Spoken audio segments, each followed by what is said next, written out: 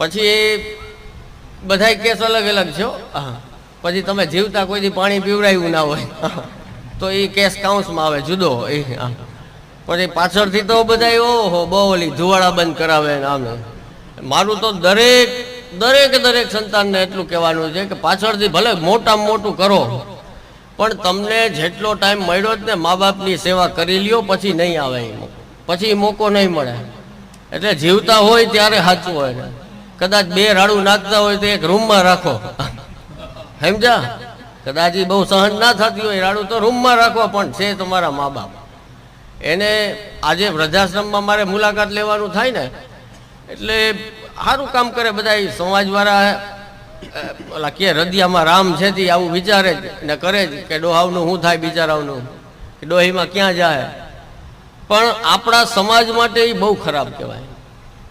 આ આપણી સોસાયટી આ કઈ બાજુ જાય કે આપણે વૃદ્ધાશ્રમ ખોલવા પડે ને એમાંય વૈષ્ણવના ખોલે. અહીંયા કેશોદમાં જવાનું થયું મારે. કેશોદમાં આપણા હરિભાઈ કરીને વૈષ્ણવ છે, એ ચલાવે છે વૃદ્ધાશ્રમ. આનંદ થયો, બધાને ભોગ ધરેલું ઠાકોરજીનું મળે. જેમણે આખી જિંદગી ઠાકોરજીની સેવા કરી એવા વૈષ્ણવને બધાને સાચવા અહીંયા જોઈને આનંદ થાય કે આવી પ્રવૃત્તિ કરવાવાળા છે. પણ સાથે સાથે દુઃખે એટલું જ થાય કે અરે આપણે કેટલા કાચા કહેવાય કે આપણા સંતાનોમાં આપણે રેડી ના શક્યા કે એ જેમ કે વૈષ્ણવતાની તો મારે ક્યાં વાત કરવી, પણ આપણે તો આમાંથી ગયા. આપણે તો સનાતન ધર્મના સંસ્કારમાંથી વયા ગયા કહેવાય કે જો આપણા મા બાપને ગામ સાચવતું હોય તો. સૌથી મોટી શરમની કોઈ વાત હોય ને તો લખી લેજો. તમે દુનિયામાં કદાચ વિદેશ વયા જાઓ કે ગમે એટલું કમાવ કે ગમે એટલા મોટા બની જાઓ, જો તમારા માતા પિતા બીજો કોક સાચવતો હોય એટલે તમારું ઓલું કે ને ક્યાંય તળાવ ગોતવાની જરૂર નથી. ઓલું શું કે એટલું હા ખોબામાં ડૂબી જવું એમાં ને એમાં. હા, એના એ સારામાં સારો રસ્તો એમ કે એમાં ને એમાં ડૂબી જાજો. હા, એનાથી મોટી બીજી શરમની કોઈ વાત જ નથી. એટલે મારે તો જ્યાં જવાનું થાય ત્યાં વધારે આનંદ એ વાતનો થાય કે એ વૈષ્ણવ હોય અને એના સંતાનોમાં એ સંસ્કાર હોય, એના સંતાનો એ જ પરિપાટીને આગળ લઈ આવતા હોય. આખરી તો માલાપેરામણી મનોજ શેના માટે છે? માલાપેરામણી મનોજ એટલા માટે છે કે જે ધર્મના સંસ્કાર અને જે સંસ્કૃતિ અને પરંપરામાં અમારા વડીલો જીવ્યા એ પરંપરાને હવે અમે આગળ લઈ જશું. એક પેઢી જેમ બીજી પેઢીને વારસો આપે ને, દરેક સંતાનને કહું કે તમને બાપાના 25 વીઘા કેવા મીઠા લાગે? બાપા 25 વીઘા 50 વીઘા થઈ ગયા હોય તો બહુ વાલા લાગે. હા, એ તો ક્યાંય એમાંથી 1 વીઘો જવો ના જોઈએ. ઓલો હું કયો તમે ઓલી પારી કરો એને શું કયો? શેઢો. બહુ હજી શીખવું છો તમારી ભાષા. ઓલો શેઢો જરાક આમનો આમ થઈ જાય તો એ મહાભારત થઈ જાય. તો એ કોઈ એક આટલી જગ્યા મૂકતું નથી. હા, તો બાપાના 50 વીઘા બહુ વાલા લાગે. દરેક વહુને સાસુમાના દાગીના કેટલા વાલા લાગે. માજી મૂકી ગયા હોય 25 તોલા 50 તોલા બધા એ તરત પહેરી લે આપણે. તો મારું કહેવાનું એમ છે કે તમને તમારા બાપા વીઘા દઈ ગયા, દુકાન દઈ ગયા, મકાન દઈ ગયા, સંપત્તિ દઈ ગયા, બેંક બેલેન્સ દઈ ગયા, સોનું દઈ ગયા, દાગીના દઈ ગયા, તો એ જ બાપા છે એ તમને આ એનો ધર્મ છે એ દઈ ગયા જ ને. તો એ કેમ સાઈડમાં રાખો જ ને, બાકી બધું લઈ લ્યો. મીઠું મીઠું ગપ ગપ એના જેવું થયું ને.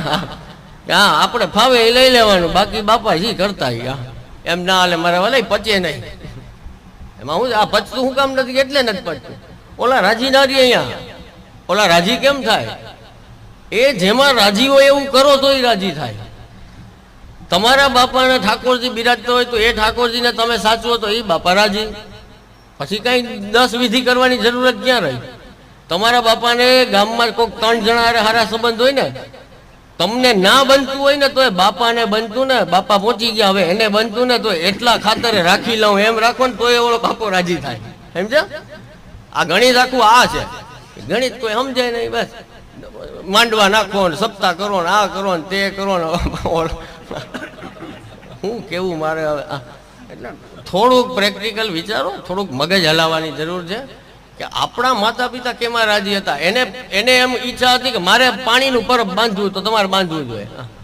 એની ઈચ્છા હતી કે મારે ગાયની માટે કંઈક સેવા કરવી હતી તો ગાયનું કંઈક કરવું જોઈએ.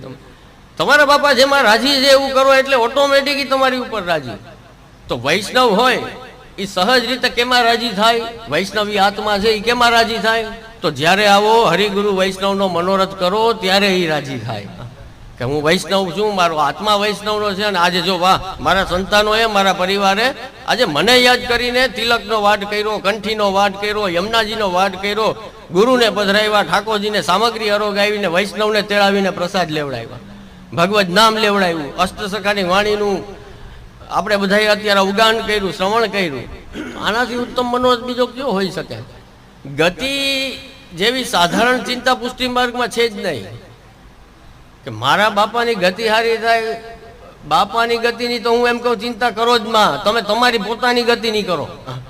બાપા તો કરી ગયા બહુ સારું બધું જે કરવાનું હતું ને, એ સેવા કરતા, સ્મરણ કરતા કે સત્સંગ કરતા, તો એની ગતિની ચિંતા આપણે કરવાની નથી. ઘણા તો પોતાના બાપાને કેમ ધૂમધુકારી માનતા હોય એની જેમ બહુ પાપ કરી ગયા હોય ને એટલું બધું કરે. એક જણો મને કે મારાથી કાંઈ બાકી રહેવું ના જોઈએ, જેટલું થતું એટલું કરવું. જેટલું થતું હોય એટલું, એટલે મને તો જે ખબર છે એટલું કરું ભાઈ, આનાથી વધારે બીજું હું કરી દઉં. આવી સ્થિતિ. કારણ શું ખબર? કારણ એક જ છો કે વળી દેખાય નહીં પાછા એમ.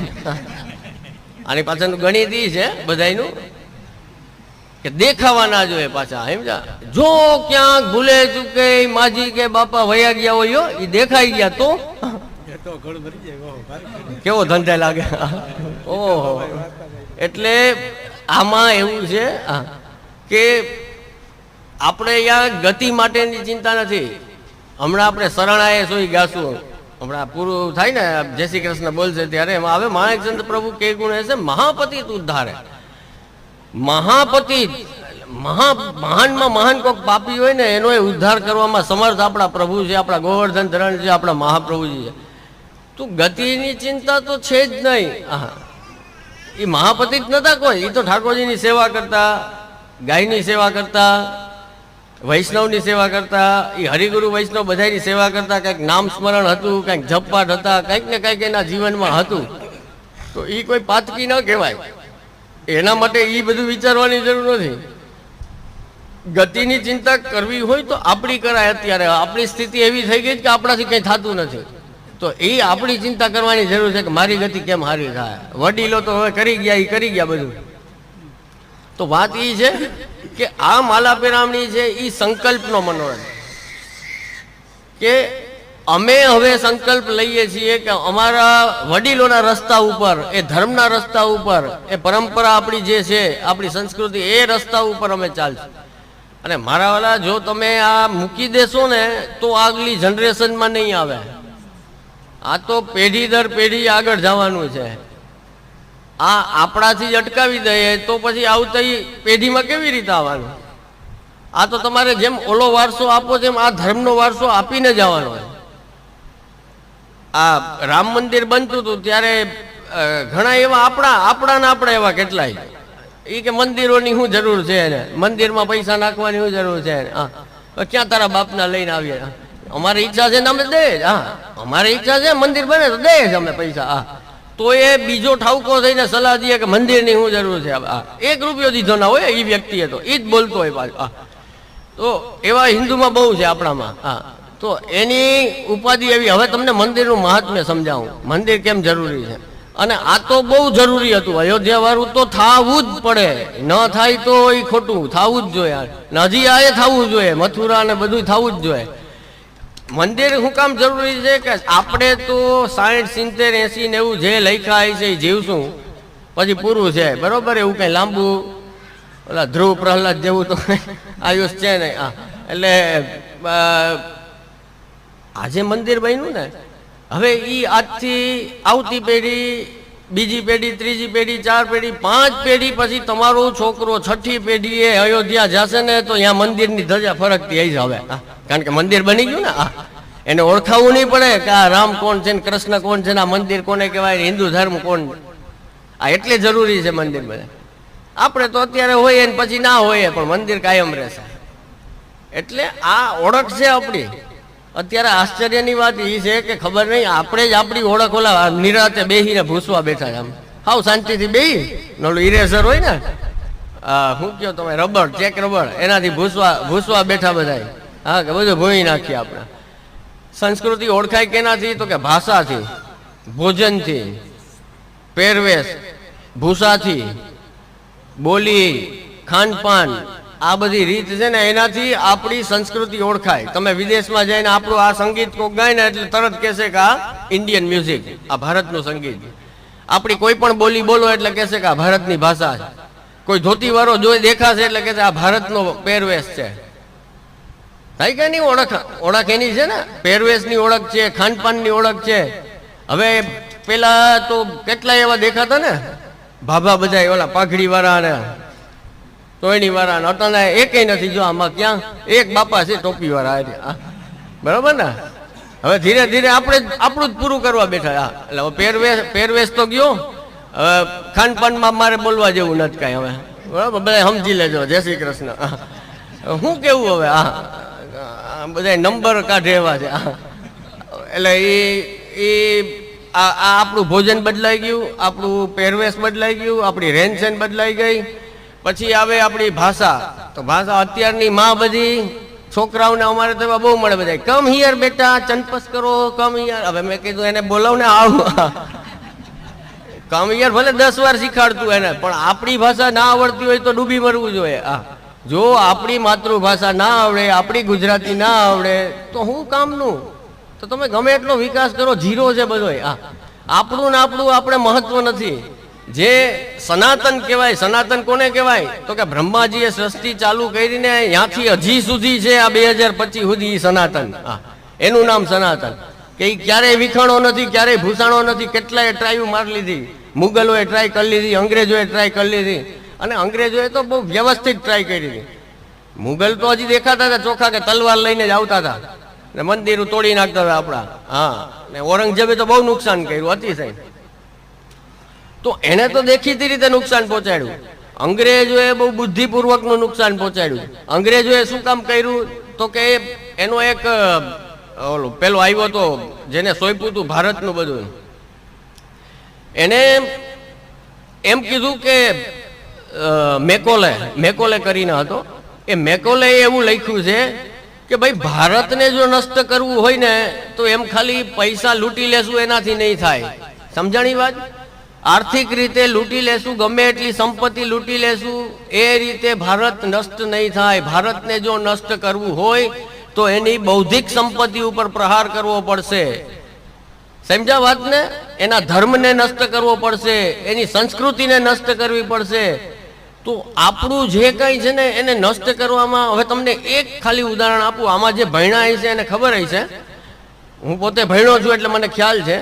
તો આપણે ત્યાં સમાજ વિજ્ઞાન સિવિક્સ આવે ને, સોશિયલ સ્ટડીઝમાં ચાર્લ્સ ડાર્વિનનો સિદ્ધાંત સમજાવે. એ ચાર્લ્સ ડાર્વિનનો સિદ્ધાંત શું છે? જુગલભાઈ ભણ્યા તમે? ચાર્લ્સ ડાર્વિનનો સિદ્ધાંત શું આવે?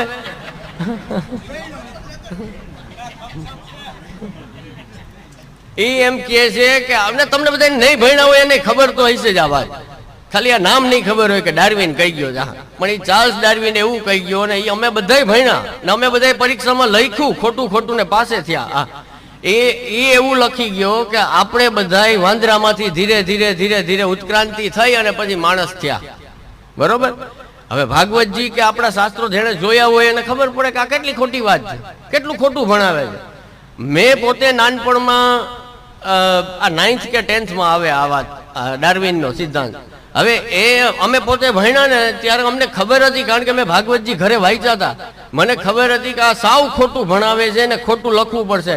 તો એ પેપરમાં ખોટું લખવું પડ્યું, કારણ કે યારો દર વખતે પ્રશ્ન આવે ને 10 માર્કનો જ હોય. એ 10 માર્ક કેમ જવા દેવા? એટલે ખોટું લખીને 10 માર્ક લેવા પડે. બાકી ખબર હતી કે સાવ ખોટું છે. હવે જેટલા બધા એ માને છે ને, આજે દુનિયામાં તો ઘણા બધા લોકો માને, પણ એ તો ઓલા કે ને શું કેવું એના માટે, એ તો ઘોયરા તેલ લેવા ગયા. બરોબર? પણ આપણા ભારત વાળા માને છે, આપણા વાળા માને છે. એક આશ્ચર્ય છે એમ કે કેટલી દુઃખની વાત છે કે આપણા વાળાને ખબર નથી કે સાચું શું છે. કારણ કે ભાગવત ગીતા કોઈથી ખોલ્યા નથી, કોઈથી ઉઘાડ્યા નથી, કોઈથી જોયું નથી. આપણા ભાગવતજી એમ કહે છે કે નહીં, મનુ અને સતરૂપાના સંતાન એટલે મનુષ્ય. બિલકુલ વાંદરામાંથી નથી થયા આપણે, પહેલાથી મનુષ્ય જ છીએ. અલગ યોની છે આખી 84 કોટી યોનીમાંથી એક અલગ માણસ જાત છે, માણસ યોની.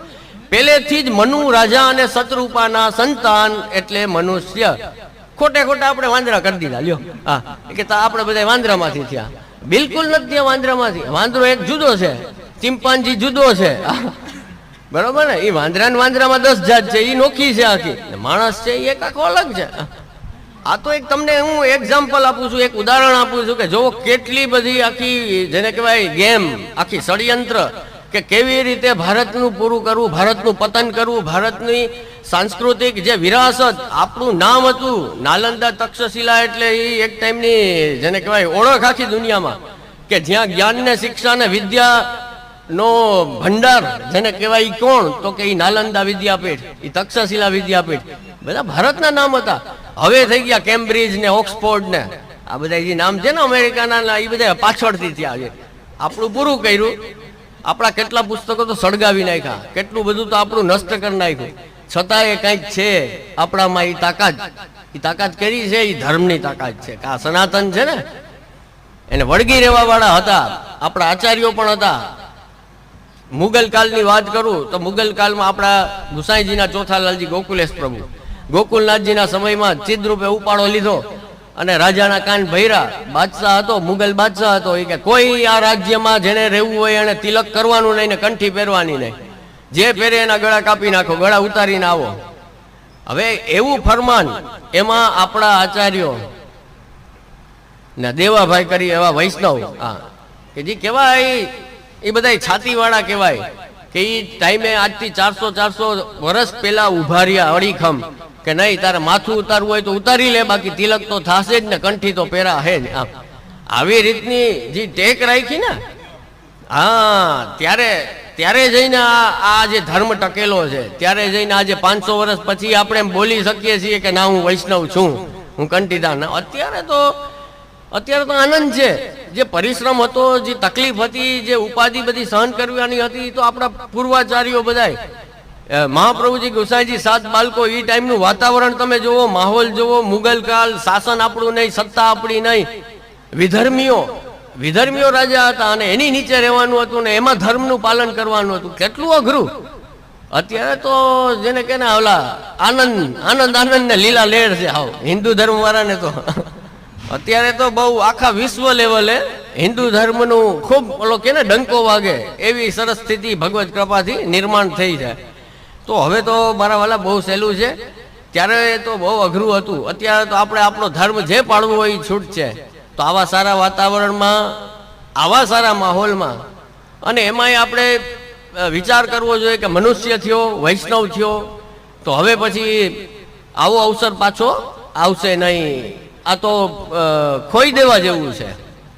જેમ હરિરાય મહાપ્રભુ કહે છે, નાશ્રિતો વલ્લભાધીશો નચ દ્રષ્ટા સુબોધિની ના રાધિકા નાથો વ્રથા તજન્મ ભૂતલે, કે તમારો જન્મ ભૂતલ ઉપર નકામો છે.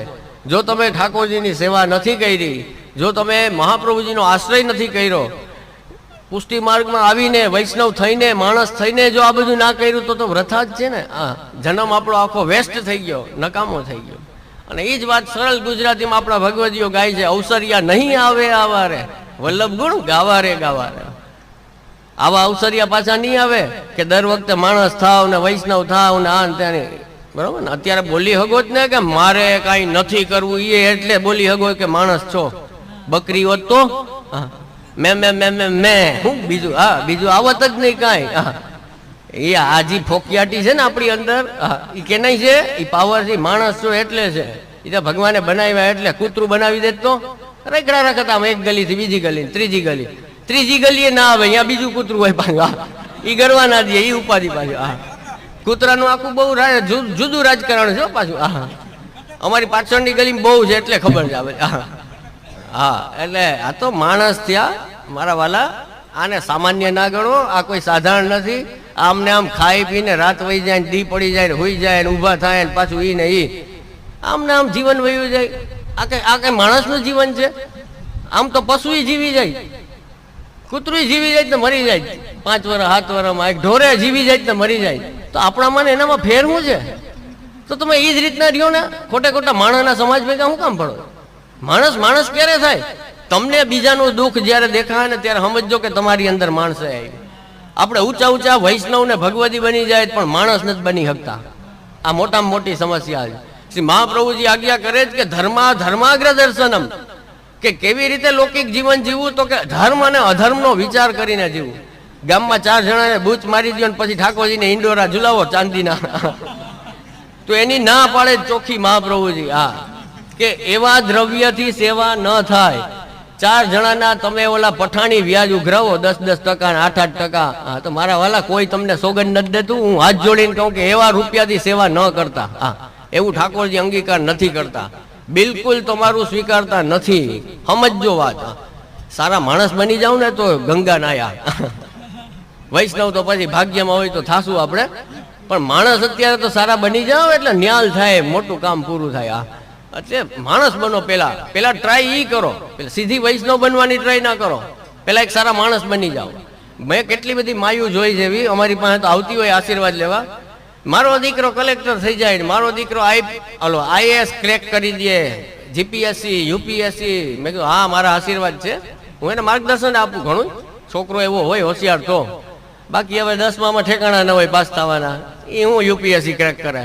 મેં કીધું આને દુકાન ખોલી દો, બે જાય 4 કિલો ને 8 કિલો જોખીને દે. બધા ખોટો વાંહે ટાઈમ બગડે ને બધાનો, ચોપડા ફાડે ખોટા. હા, જે છે જ નહીં હું તો એ ગમે એનું કામ થોડી છે એવી બધી એક્ઝામ ક્રેક કરવી ગઈ. હા, જે ખરેખર હોશિયાર, મારો દીકરો CA થાય ને ડોક્ટર થાય ને, હું એ બધી માયુને કહું, જેટલા મારી પાસે આવે ને એને કહું કે તમે ભલે બનાવો, મારા આશીર્વાદ છે ને, ડોક્ટર બને, CA બને, કલેક્ટર બનાવો, મોટો અધિકારી બનાવો, IPS કરાવો, પણ એ માણસ તો સારો બને એવું કરજો, તો એ બની જાય પછી કામનો.